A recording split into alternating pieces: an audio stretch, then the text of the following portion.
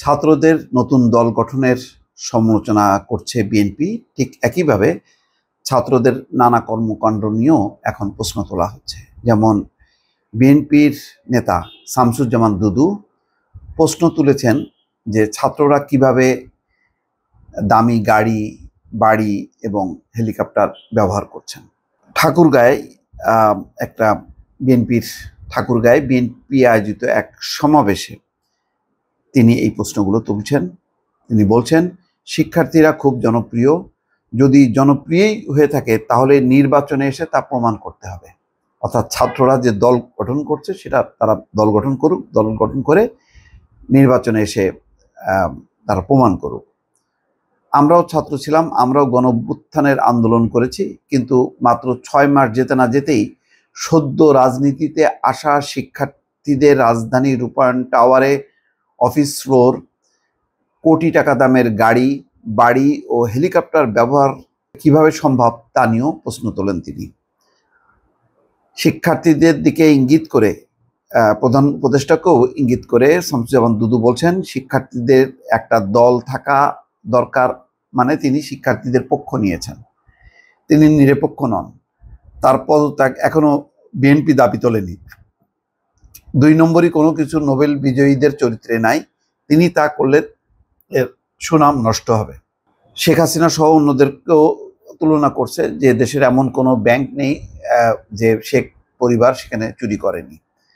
কিন্তু গুরুত্বপূর্ণ হলো এই কথাগুলো কিন্তু এখন বেশ আলোচনায় আছে যে ছাত্ররা রূপায়ণ টাওয়ারে ফ্লোর নেয় কেন, এটা মানে টক শোতে এই প্রশ্নটা এসছে। তারা হেলিকপ্টার কেন ব্যবহার করছেন, যেমন আসিফ মাহমুদ তিনি হেলিকপ্টারে করে কম্বল বিতরণ করেছেন উত্তরাঞ্চলের বেশ কয়েকটা জায়গায়, সেটা নিয়ে প্রশ্ন এসছে। তারপরে দামি গাড়ি ব্যবহার করছেন, অনেকে তদবির বাণিজ্য করছেন, এইরকম কিন্তু কথাবার্তাগুলো সামাজিক যোগাযোগ মাধ্যমে এসছে। নানা রকম ফিসফাস আওয়াজ কিন্তু চলছে। তো এইগুলির ব্যাপারে ছাত্রদেরকেই এটার উত্তর দিতে হবে যে যেই প্রশ্নগুলো আজকে শামসুজ্জামান দুদু বলছেন যে দামি গাড়ি, বাড়ি এবং হেলিকপ্টার ব্যবহার করছেন কিভাবে, এবং কিভাবে তাদের জীবনযাত্রার মানটা হঠাৎ করে চেঞ্জ হয়ে গেল, এই পরিবর্তনটা কিভাবে হলো। এটা কি তারাও কি তাহলে পূর্বতন সরকারগুলোর মতন দুর্নীতি লুটপাটে যুক্ত হয়ে গেল? এটা একটা প্রশ্ন। আর একটা প্রশ্ন শামসুজ্জামান দুদু যেটি করেছেন যে ছাত্ররা যে দল গঠন করছেন সেটি খুব ভালোভাবেই জানেন, এবং তাদের কিছুটা বলবো না, বেশ অনেকটাই প্রশংসা করে এবং শঙ্কা প্রকাশ করে তিনি বলছেন যে প্রচলিত রাজনীতির সাথে মিশে গেলে তারা কেমন করতে পারবে সেটা নিয়ে শঙ্কা আছে। তার মানে এক ধরনের মৌন সম্মতি বা সমর্থন আছে ডক্টর ইউনূসের।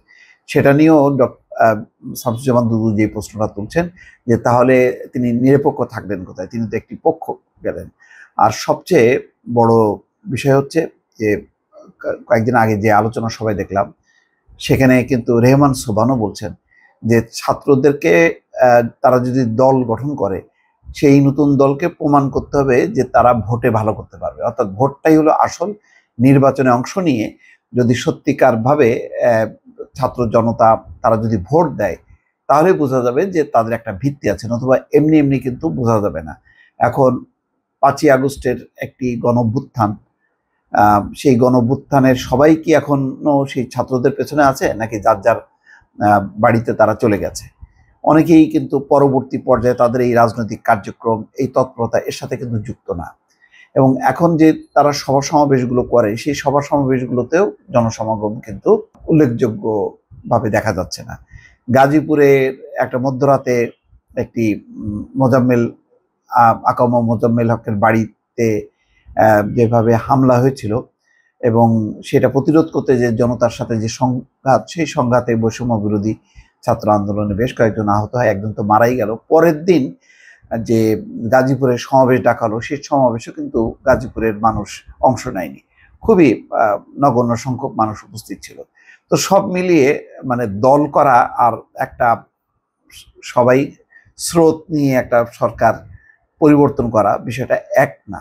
ফলে এখন আবার সরকারের নানান বিষয়ে তারা সমর্থন পাচ্ছে, প্রশাসনের সমর্থন পাচ্ছে, এবং অনেকটা সরকারি দল একটা ভাব আছে ছাত্রদের, বিশেষ করে বৈষম্য বিরোধী ছাত্র আন্দোলনের যেখানে যেখানে তারা কমিটি করেছে তাদের দাপটে নাকি প্রশাসন পুলিশ অস্থির থাকে। তো এই বিষয়গুলো যখন কি রাজনৈতিক দল করবে এবং নিরপেক্ষ সরকার আসবে এবং তারা নির্বাচন কন্ডাক্ট করবে, তখন কিন্তু বিপদে পড়বে। এখন এই নির্বাচন ডিক্লেয়ার করার সাথে সাথে কিন্তু বিএনপি প্রশ্ন তুলবে যে এই সরকার তো একটা পক্ষ নিয়েছে এবং এই নতুন দলকে প্রশাসন মনে করে সরকারি দল। এইটা এরকম পরিস্থিতি যদি হয় তাহলে নিরপেক্ষ একটা ব্যবস্থাপনা বা তত্ত্বাবধায়ক সরকার, অর্থাৎ অন্তর্বর্তী সরকারকে আবার তত্ত্বাবধায়ক সরকারের দিকে যাইতে হবে যে তারা নিরপেক্ষভাবে নির্বাচন কন্ডাক্ট করবে। ফলে অনেক রকম জটিলতা কিন্তু সামনে তৈরি হচ্ছে। ফলে নতুন দল, সেই নেতাদের জীবনযাপন, তাদের ফান্ড, তাদের গাড়ি, তাদের বাড়ি, তাদের অফিস, অনেকগুলো নিয়ে প্রশ্ন সামনে আসছে। যে এই প্রশ্নগুলো এখন শুধু সাধারণভাবে না, তাদের প্রধান যে রাজনৈতিক দল বিএনপি তারাও সেই প্রশ্নটা সামনে নিয়ে আসছে দর্শক। ফলে রাজনীতিটা যে যথেষ্ট কঠিন সেটা নতুন দল গঠনের পরেই কিন্তু তারা টের পাবে বলে অনেকে মনে করছেন দর্শক। ভালো থাকবেন। আল্লাহ হাফিজ।